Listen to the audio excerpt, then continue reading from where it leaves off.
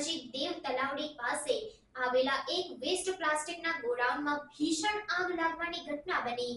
ગોધરા નજીક દેવ તલાવડી પાસે આવેલા એક વેસ્ટ પ્લાસ્ટિકના ગોડાઉનમાં ભીષણ આગ લાગી હતી અને પ્લાસ્ટિકના ગોડાઉનમાં આગ ઝડપથી ફેલાતા ભયાનક વિકરાળ સ્વરૂપ આગે ધારણ કર્યું હતું. આ ઘટનાની જાણ ફાયર વિભાગને કરવામાં આવી હતી, જેને પગલે ગોધરાના ફાયર બ્રિગેડની ટીમોએ ઘટના સ્થળે પહોંચી આગ પર પાણીનો મારો ચલાવી બુઝાવવાની કોશિશ કરી હતી. ઉલ્લેખનીય છે કે ભારે પવનને કારણે આગ બેકાબૂ બની હતી. આ ઘટનાની જાણ થતાં જ આસપાસના ગ્રામજનો મોટી સંખ્યામાં ઉમટી પડ્યા હતા.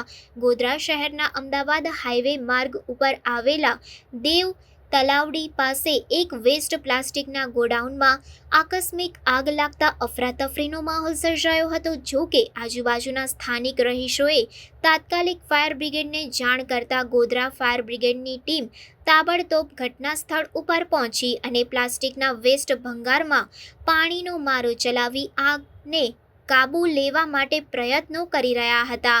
આગ કયા કારણોસર લાગી છે તે હજુ સુધી જાણી શકાયું નથી.